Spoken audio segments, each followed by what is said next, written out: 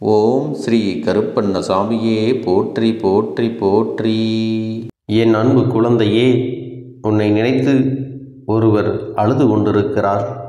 அது யார் என்றும் அவர் எதற்காக உன்னை நினைத்து அழுது கொண்டிருக்கிறார் என்றும் உன் அப்பன் உனக்கு தெரிவிக்க வேண்டும் அல்லவா?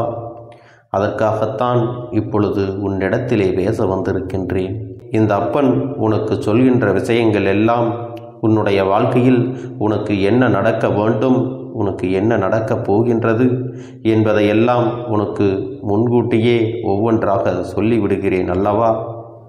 அதுபோலத்தான் என் பிள்ளையே, உன் வாழ்க்கையில் நடந்த ஒரு பிரச்சனை சம்பந்தமாக பேச வந்திருக்கிறேன்.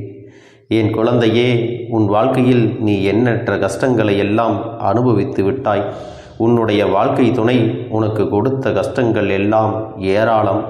என் தங்கமே, நீ இந்த வாழ்க்கையை உனக்கு கஷ்டங்கள் கொடுத்தாலும் அதையெல்லாம் கண்டுகொள்ளாமல் நீ இருந்து வந்து விட்டாய். உன்னுடைய வாழ்க்கை துணை உனக்கு உண்மையாக இல்லை என்று தெரிந்த பிறகும் கூட என் குழந்தையே, இந்த அன்பினை நாம் விட்டுவிடக்கூடாது.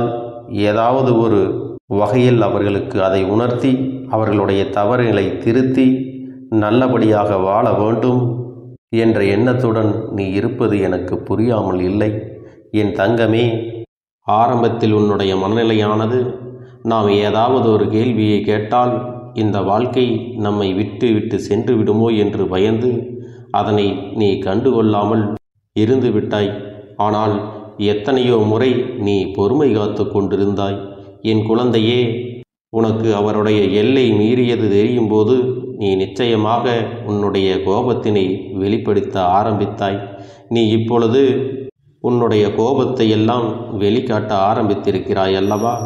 நீ எப்பொழுது இந்த அப்பனின் வார்த்தைகளை கேட்க ஆரம்பித்தாயோ அன்று முதல் உன் வாழ்க்கையில் பிரச்சனைகளை எல்லாம் முன்கூட்டியே தெரிந்து அதை தவிர்த்து கொள்ளவும் பழகிவிட்டாய் அல்லவா?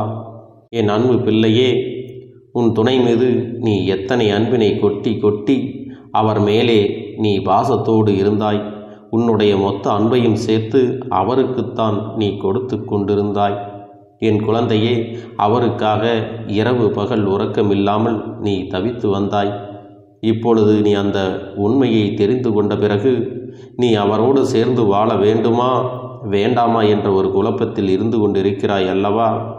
என் பிள்ளையே, நீ ஒன்றை நினைக்கலாம். இப்பொழுது உன்னுடைய வாழ்க்கை துணை உன்னோடு இல்லை என்பது உண்மை. உன்னை விட்டு பிரிந்து சென்று விட்டார் என்பதும் உண்மை. நான் உன்னை வணங்க ஆரம்பித்த பிறகு என் வாழ்க்கையில் நான் வாழ்க்கை துணை இல்லாமல் தனிமரமாக நின்று கொண்டிருக்கிறேன் என்று. என் குழந்தையே, நீ ஒன்றை நன்றாக புரிந்து கொள். உனக்கு நம்பிக்கை துரோகம் செய்தவர்களை உன் அப்பன் நான் அடையாளம் காட்டி கொடுத்திருக்கிறேன். நீ அவரை பற்றிய உண்மையை தெரிந்து கொள்ளாமல் இருந்திருந்தால் அவரும் உன்னிடத்திலே நடித்து கொண்டுதான் இருந்திருப்பார். இதை ஆரம்பத்திலேயே நீ கண்டுபிடித்ததனால் இனி உனக்கு பெரிதாக எந்த துன்பங்களும் வரப்போவது இல்லை. அதுவே நீண்ட நாட்கள் ஆகியிருந்தால் உன்னுடைய மனதிற்கு அந்த துரோகங்களை தாங்கிக் கொள்ளக்கூடிய சக்தி இருக்கிறதா என்று பார். இப்பொழுதே என் குழந்தை, அந்த துரோகங்களை எல்லாம் தாங்கிக் கொள்ள முடியாமல் உறக்கமில்லாமல் தவிக்கிறாய் அல்லவா? இந்த கஷ்டங்களை எல்லாம் நீ எளிதில் கடந்து வந்து விடலாம். ஆனால் நாட்கள் செல்ல செல்ல என்ன ஆயிருக்கும், அதை ஒருமுறை சிந்தித்துப்பார். இந்த வாழ்க்கை உனக்கு இப்படியே இருக்க வேண்டும் என்று நீ நினைத்திருப்பாயானால் நிச்சயமாக ஒரு நாள் மிகப்பெரிய ஏமாற்றத்தினை நீ சந்திக்க வேண்டிய வந்திருக்கும். அன்றைய சூழ்நிலையில் நீ நிலைகுலைந்து போவாய். அதனை தெரிந்து கொள்கின்ற சூழ்நிலையைத்தான் நான் உனக்கு உருவாக்கி கொடுத்திருக்கிறேன். உன் வாழ்க்கையில் நடக்கின்ற பிரச்சனைகள் எல்லாம் இதோடு முடிந்து போகின்றது கிடையாது. என் பிள்ளையே, நீ மனதளவில் தெளிவாக இருக்கப் போகின்றாய். உன்னை சூழ்ந்திருக்கின்ற பிரச்சனை, உன்னை சுற்றி வந்த அந்த நம்பிக்கை துரோகத்திற்கு ஒரு முற்றுப்புள்ளி வைக்க வேண்டும் அல்லவா? அதற்காகத்தான் நான் உன்னை தெளிவுபடுத்தி கொண்டிருக்கிறேன். என் பிள்ளையே, நம்பிக்கை துரோகங்கள் என்பது நீ இருக்கும் பொழுதே இன்னொரு உறவை நாடிச் செல்வது. அது மிகப்பெரிய நம்பிக்கை துரோகம் அல்லவா? என் பிள்ளையே, அது போன்ற நம்பிக்கை துரோகங்களை ஒரு நாளும் என்னால் ஏற்றுக்கொள்ள முடியாது. என் குழந்தையே, அப்படிப்பட்ட உறவானது உனக்கு தேவையில்லை என்றுதான் உன் அப்பன் நான் முடிவெடுப்பேன். என் செல்லமே, அந்த ஒரு முடிவினைத்தான் நான் உனக்கும் உன்னிடத்திலே சொல்லி விடுகிறேன்.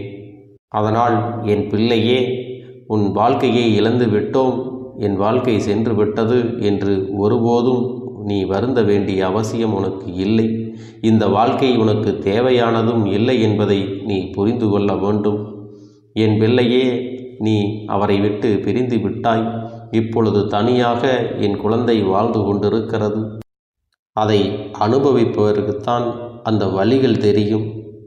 இப்பொழுது அதையெல்லாம் நீ கொஞ்சம் கொஞ்சமாக கடந்து வந்து கொண்டிருக்கிறாய் அல்லவா? என் பிள்ளையே, நீ அவர்களுடன் இருக்கும் பொழுது எத்தனையோ நல்ல காரியங்களை எல்லாம் நீ செய்திருக்கிறாய். அதையெல்லாம் கூட தவறு என்று சித்தரித்து உன் மீது வழி போட்டு உன்னை அசிங்கப்படுத்த நினைத்தவர்கள் உன் வாழ்க்கையில் ஏராளம் இருக்கிறார்கள். நீ எதை செய்தாலுமே உன்னை முன்னேற விடாமல் தடுத்து நிறுத்தி உன்னை குறை சொன்னவர்களும் ஏராளம் இருக்கிறார்கள். அவர்கள் மீது இருக்கக்கூடிய தவறை எல்லாம் மறைப்பதற்காக உன்னை குறை சொன்னவர்களும் ஏராளம் இருக்கிறார்கள். உன்னுடைய திறமையாலும் உன்னுடைய முயற்சியாலும் உன்னுடைய கடின உழைப்பாலும் நீ எங்கே வெளியில் சென்று பெரிய ஆளாக முன்னேறி விடுவாயோ என்று உன்னை அடக்க நினைத்தவர்கள் எல்லாம் இப்பொழுது அடங்கி போயிருக்கின்றார்கள் என்பதை நீ நினைவில் வைத்துக்கொள். என் தங்கமே, நீ இப்பொழுது சுதாரித்து கொண்டாய் அல்லவா? அவர் மீது வைத்திருந்த உண்மையான பாசத்தினை புரிந்து கொள்ளாமல் இன்னொரு உறவுதான் முக்கியம் என்று சென்றவர் இப்பொழுது என்ன நிலையில் இருந்து கொண்டிருக்கிறார் என்பதை உனக்கு தெரிந்து கொள்ள வேண்டுமா? என் அன்பு பிள்ளையே, அவர்களுடைய நிலையை நீ தெரிந்து கொள்ள விருப்பம் இல்லை என்றாலும் ஒரு விஷயத்தை நீ எப்பொழுதும் மனதில் பதிய வைத்து கொள்ள வேண்டும். யாரொருவர் உண்மையான அன்பு வைத்தவர்களுக்கு நம்பிக்கை துரோகங்களை செய்துவிட்டு தனியே தவிக்க விட்டு சென்றவர்களுக்கு அவர்களுடைய புதிய வாழ்க்கை சந்தோஷமாக இருப்பது போல தோன்றலாம், மகிழ்ச்சியாக இருக்கிறது போன்ற கூட தோன்றலாம். ஆனால் நீ ஒன்றை மட்டும் எப்பொழுதும் நினைவில் வைத்து கொள்ள வேண்டும். நீ இப்பொழுது என்னென்ன கஷ்டங்களை அனுபவிக்கிறாயோ, என்னென்ன அவமானங்களை தாங்கிக் கொண்டு செல்கிறாயோ, உன்னுடைய வலிகளை மறக்க முடியாமல் கதறி அழுகிறாயோ, அதைவிட பல மடங்கு அவர்கள் அனுபவிக்கப் போகிறார்கள். என் பிள்ளையே, இப்பொழுது உனக்கு ஆறுதல் சொல்ல இந்த அப்பன் இருக்கிறேன். உனக்கானவர்கள் இருக்கிறார்கள். ஆனால் அவர்கள் கதறி அழும் பொழுது, அவர்கள் அந்த வேதனையை அனுபவிக்கும் பொழுது யாருமே அவர்களுக்கு துணையாக இருக்க மாட்டார்கள். அந்த நேரத்தில் நிச்சயமாக அவர்கள் உன்னிடத்திலே மனதார மன்னிப்பு கேட்பார்கள். உன்னை உதறிவிட்டு உதாசீனம் செய்துவிட்டு இன்னொரு அன்பினை நாடி சென்றார் அல்லவா? அவர்கள் அந்த வாழ்க்கையில் ஏமாற்றம் அடைந்து இனி வாழ்க்கையில் வெறுத்து போய் விரக்தியில் நின்று கொண்டிருக்கிறார்கள். உனக்கு செய்த துரோகத்தை எண்ணி அன்றாடம் இனி அழுது கொண்டிருக்கப் போகிறார்கள்.